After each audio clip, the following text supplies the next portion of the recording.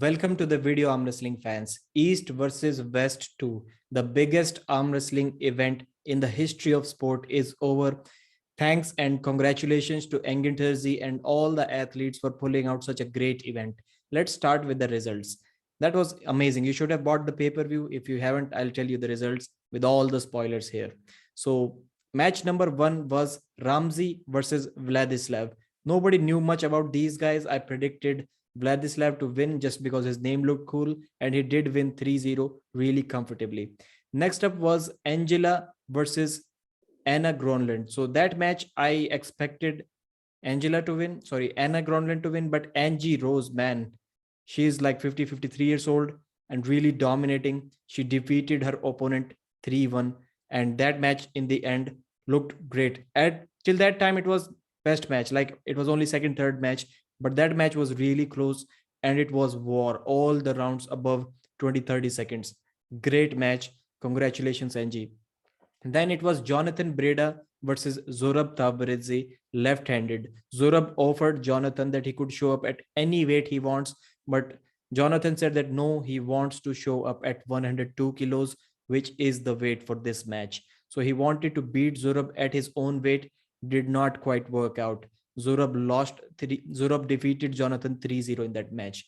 Then we had Rebecca versus the 70 kg WAF champion Fia Reisek. Rebecca was 65 kg WAF champion, and as expected, Fia dominated that match.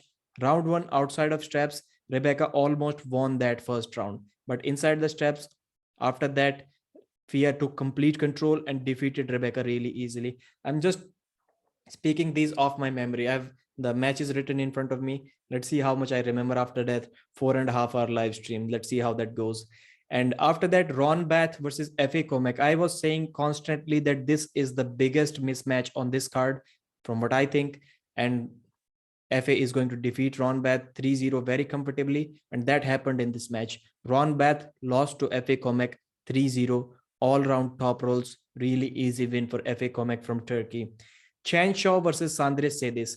I had Sandris Sedis winning 3-1 in this match, but Chan Shaw gave really good fight in the hook. Everyone was surprised. Engin Terzi was surprised. Yannis Amolins, Coach Ray, me, all the fans were surprised that Sandris cannot pin Chan Shaw in a hook, and Chan Shaw is a top roller, and he looked dominant in a hook in round 1. So this is what happened. But then Chan Shaw, when he was almost about to pin Sandris, Chan's elbow foul, the match restarted, and after that, Sandris top rolled Chan Shaw every round. Matches were good, like 10, 15, 20 seconds, but Sandris was always in control. 3-0 win for Sandris Sedis in that match. So then Artyom Morozov versus Tobias Sporrong. I predicted Morozov to win in that match, but when round 1 started, Morozov tried to top roll Tobias Sporrong from Sweden, and Tobias Sporrong's wrist did not move. Morozov slipped under him. It was kind of a really ugly looking slip. And then I realized that, man, Tobias Sporrong's wrist is really looking solid. Then Morozov adjusted really quickly. When the round restarted, it was outside of straps, I think. Morozov hooked him really quickly and defeated him really easily without any problem. Then again, over the next 2 rounds, he did the same thing, put him in a hook outside of straps and pinned him easily. Morozov with the win, 3-1. Then we have, I think Fia and Rebecca, we have already discussed. Oleg Sherkasov versus Yusuf. Yusuf from Turkey, Oleg from Russia. I messed that up in the last video. I said that Yusuf is from Russia and people were slamming me for that, man. So Oleg Sherkasov, 70 kg WAF champion, Yusuf 65 kg WAF champion. And as everyone kind of expected, Oleg had too much endurance. We saw that Oleg from Russia it is not Oleg Zhokh, different Oleg. Oleg from Russia had 11-minute war, 11-minute war against Daniel Prokopchuk left-handed, and he still won that round. So it shows how much of endurance Oleg has, and that endurance showed up in that match, and Oleg won that match 3-1. First round, no, yeah, I think it was 3-1. So first round, I think Yusuf gave really good fight to Oleg, and Oleg was trying to top roll round 1, but he got pinned by Yusuf in round 1. Then he adjusted, then he went in a hook from starting, and round 1 was here, and he slowly brought him back and finished him. Then we had Ron Bath versus Zura Tavbaridze, right-handed. In my opinion, match of the night. I think in everyone's opinion, definitely match of the night. So round one, I think if I remember correctly, Ron Bath in a very long war, Zura was trying to hit sideways. Ron Bath was holding him here, and then slowly Ron brought him back and finished him with a press. It was a press hook, kind of somewhere in between these two things, but Ron Bath finished him. And round one, that was amazing. A 59-year-old guy defeating a 30-year-old guy who was a previous 85 kg WAF champion. Right now, Zura Tavbaridze is 102 kilos, but he's still young. Ron Bath pinning him was amazing. So round two started, and round two started like 2-3 times. Ron Bath was in a hook in the beginning. Then he transitioned into a mini King's move for 1 second. He flopped his wrist, and then it went to straps. And round two started. I think we have never seen this from Ron Bath before. Ron Bath was in a complete King's move in round one. He tried to hook in the beginning, but it was not working. Then he transitioned into King's move and easily took Zurab's wrist, but Zurab was not giving up. Like, he was, even without his wrist, he was applying his relentless side pressure to the side without his hand, without his arm behind his shoulder, just like this. And still, Ron Bath was struggling to hold him, even a fully pronated position. But in round two, it restarted multiple times. I think Ron Bath was given warnings for dipping below the table. People were saying that this is disgrace. Angie is going to never invite Ron Bath again, and Angie is going to hate Ron Bath. But Ron Bath was playing with the rules there. Rule says that it is only a warning when you go under the table, and refs warn you, you should get up. Ron Bath got up and he dipped below again, then got up again. He was playing with the rules, and then he won round two in a similar fashion. Round three started. Ron Bath again with the top roll King's move outside of straps, slipped inside the straps, again tried to hook in the beginning. Zurab side pressure was way too much. Again went to King's move and stayed there for a very long time. This time, Ron Bath's King's move looked really ugly. It did not look like within the rules to me. And to everyone's surprise, Angie instructed the referees to be a little bit less strict in this match, and they complied. They did not end the matches on stupid fouls. So, not stupid fouls, I believe they should be called, but the referees listened to what fans wanted. So round three, this time it was not working for Ron Bath. He took his hand, but his arm was guessing out, and Zurab pinned him to the side. So the score was 2-1 at this point. Then the score was 2-2 in a similar fashion. I think Ron got fouled once. And the final round, Ron was holding him in a hook. He was going in a hook because his King's move was not working by this time. And Ron elbow fouled. Not intentional, but Zurab's side pressure was way too much that Ron elbow fouled to the side. Then he got pinned, but the referee gave pin to Zurab immediately, which was a wrong call. Everyone was saying that. Yanis Amolins was saying that. Kochri was saying that. I think Engin Terzi was also mentioning that maybe. Engin was not commentating at that time. But that was a wrong call by the referee. No doubt about that. It shouldn't have been called that way. So maybe Ron Bath could have won if that was not a wrong call, but maybe Zurab have won anyways. So that was match of the night, by the way. Zurab won 3 pins to 2 war. Next match we have Herman Stevens versus Schoolboy. So round one, everyone was expecting, even Schoolboy, even Herman Stevens, everyone was expecting Schoolboy to top roll Herman Stevens. But that did not work. It slipped. Herman Stevens took control of Schoolboy's wrist, and Schoolboy had to bail out under that. Like, was a bad slip like for Schoolboy. Herman completely dominated his hand. Round two, Schoolboy forced the hook. Both of them got in the hook, and Schoolboy pinned him. Round one, not two. It was a restart. So round one, Schoolboy in a hook defeated Herman Stevens. And round two, I don't know why. Schoolboy clearly saw in round one that top roll was not working. He went for the top roll again, unlike Morozov, who went immediately to the hook once he saw that his top roll is not going to work against Tobias Sporrong. Schoolboy made a mistake once again. So he tried to top roll, but Herman Stevens got control and pinned him. So score was 1-1. But round two and round three, Schoolboy adjusted. He knew exactly what he needs to do. He forced the hook, and inside the hook, it was about 5 to 10 seconds battle. I would not say battle, but Schoolboy was comfortable throughout those 2 rounds, and he pinned Herman Stevens easily. But Herman was in a match for a little bit of time, I would say. So 3-1 right-handed to Schoolboy against Herman Stevens. Then Prudnik versus Morozov. When I saw Morozov versus Tobias Sporrong, I immediately said during my live stream, man, I should not have predicted Morozov to win because Prudnik is going to dominate from what I saw. His wrist was not working against Tobias, left-handed, I know it was, but still, I believe that I thought that he's not going to do anything with Prudnik's wrist, and inside a hook, maybe there are two people in this world who can beat Prudnik right now. That would be Levan and Dave Chappie. I don't really see any third person in this world who can beat Prudnik in a hook. So there was no chance for Artyom Morozov from Kazakhstan. Although he's a beast, people are calling him a young Brock Lesnar, 275 pounds, 6'5", but he did not have anything for Prudnik.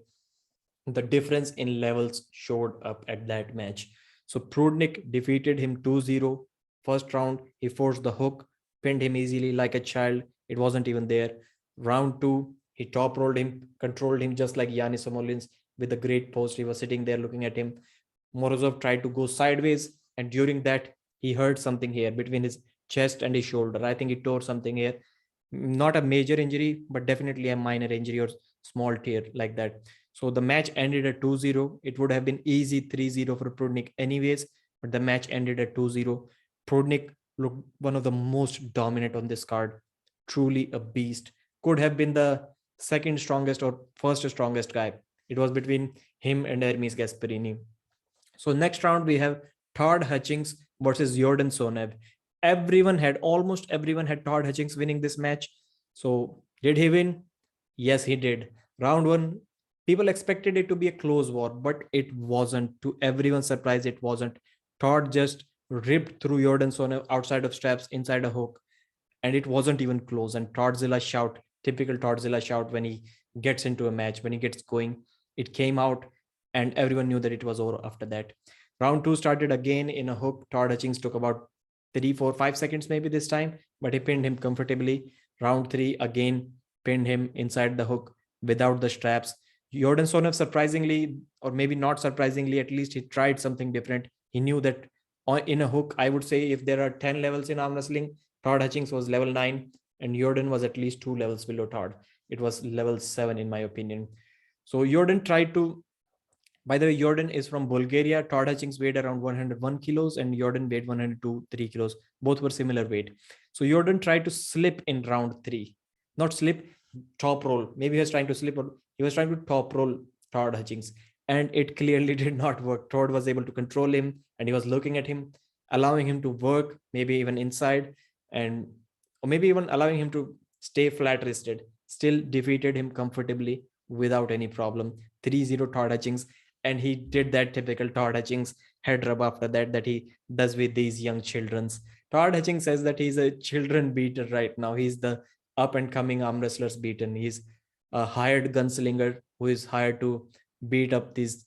He said that to beat these young kids, spank them at the bottom and send them home. This is what Todd Hutchings said on my channel, and he did exactly that.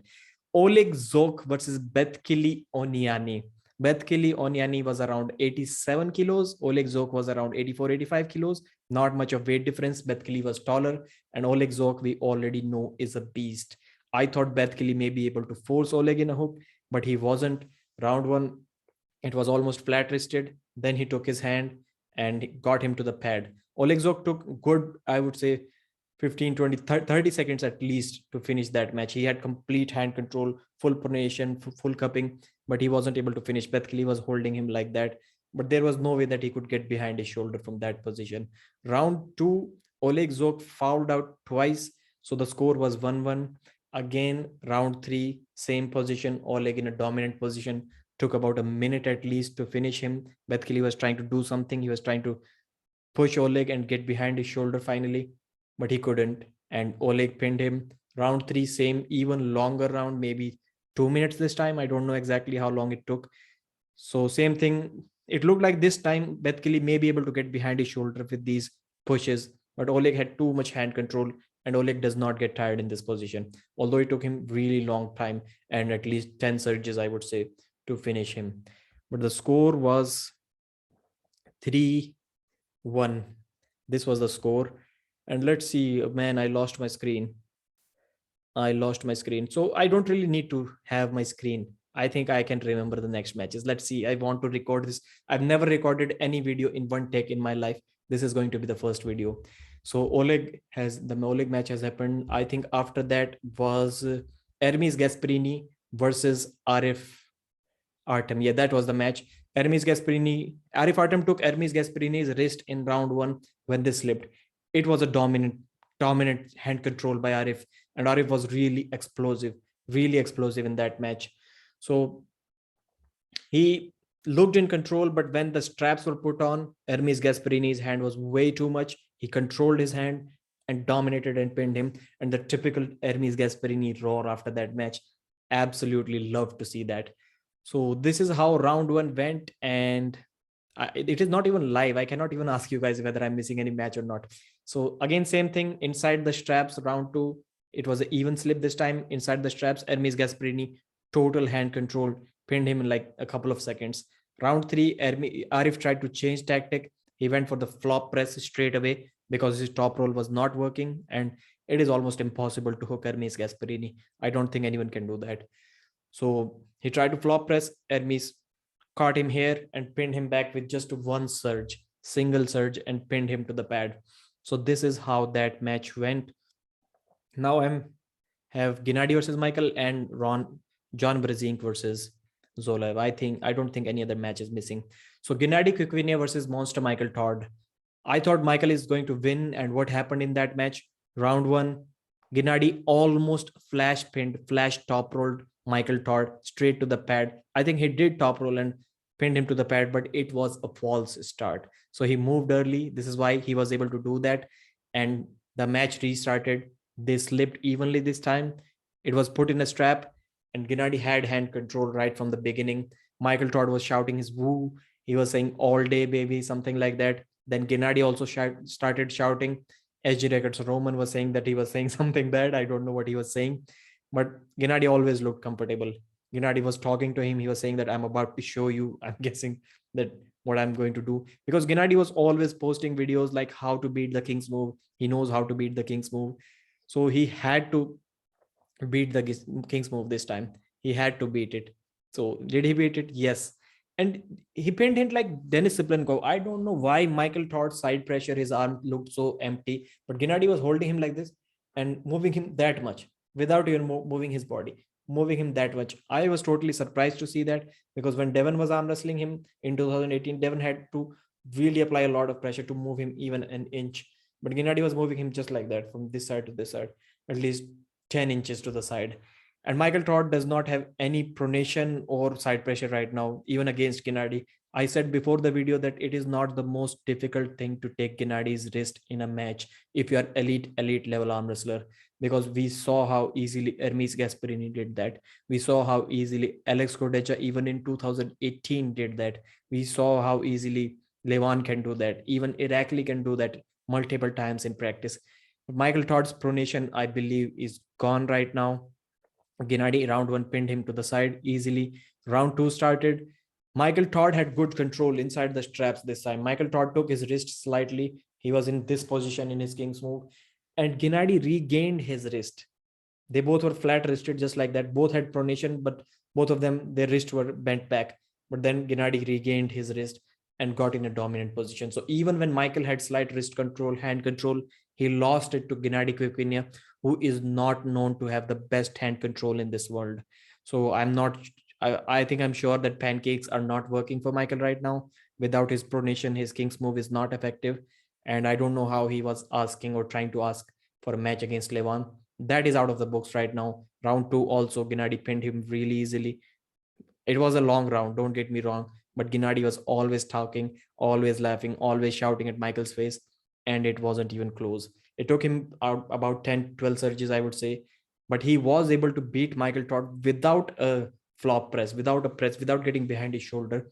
That was really surprising and also kind of disappointing as a Michael Todd fan to see that Genadi can pin Michael without even press. Just with side pressure surges, he can finish Michael Todd's King's move. Round three, same story. Michael was thinking about getting behind his shoulder, but he was outside of his shoulder, so he couldn't. and Genadi kept his surges and pinned Michael Todd easily. So 3-0, that was, somebody was asking what was the biggest upset. That was the biggest upset on this card, that Genadi can beat Michael Todd 3-0. And he proved himself right when he was saying that he knows how to beat the King's move. And I'm doing really great job speaking for 24 minutes without taking a break. Man, I'm amazing. Then we have John Brzezinski versus Hadzimurad Zoloev. They faced each other in 2015. Hadzimurad Zoloev lost to John Brzezinski in that match 2-0. John dominated him with top roll and inside the hook. He did a can opener. I thought this match is going to be closer because Hadzi is bigger and stronger right now, and John is older and weaker right now, and even a little bit smaller than what he was back then, 7-8 kilos smaller than what he was. So, man, nobody expected this. People expected John to win, but not that much dominance. Round one, Zoloev tried to top roll John, and John just looked at him, and it was like, no, I was expecting more than that. Zoloev, you do not have anything for me. John didn't say those things, but his face, his head shake was saying those things. And it took him like typical John Brzezinski, cupping, hand control, pronation, and straight to the pad. Typical young John Brzezinski we saw there. Dominated Zoloev outside of straps, not even a problem. Great round by John Brzezinski. Round two started this time. Zoloev went a little bit early. He was looking, no, again, round two, he was also looking for for top roll. Didn't work out for him. John Brzezinski pinned him, top rolled him easily. 2-0 for John Brzezinski. Round three, Zoloev went early. So John kind of knew that Zoloev is going for the hook, but he was feeling some pain. About 16 days ago, Zoloev said on Engin Terzi's live stream that his elbow is still injured from the WAF 2021 injury about 3 months ago, and his elbow is not totally healed yet, but he believes that he's going to top roll John Brzezinski and beat him easily. Not easily, he said that he's going to beat him. He will be able to top roll John Brzezinski.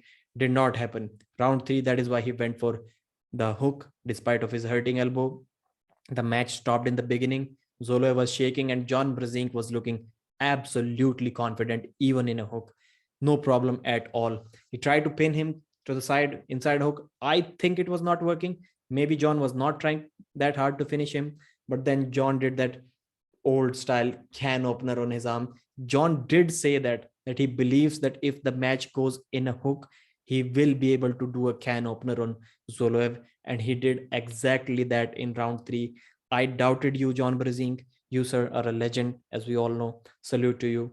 You did a king's move on Zoloev and pinned him. The best 90 kg guy in the world, although this time he was second to Plemen Dimitrov, but he's still one of the best 90 kilo guys in the world and cannot do anything against a 57-year-old John Brzezinski. John defeated Zoloev like a child, wasn't even close. Mad respect to that person. I think I have covered all the matches. Hopefully you bought the pay-per-view. I bought it. I'm also going to get a t-shirt, hopefully signed by all the legends. Michael Todd, I just saw in a live stream, was signing t-shirts after he lost the match. Man, that was unfortunate. But thank you guys. Did you like this video? No cuts, no editing. I think I'm going to post it straight to the channel and let's see how that works. I hope I get at least 7,000-8,000 views on this results video. And bye-bye, subscribe. I forgot to ask you to subscribe to my channel. Please do that right now. I need subscribers, 10,000 subscribers before I record the Devon Laird interview before King of the Table 3. Bye-bye. Salute.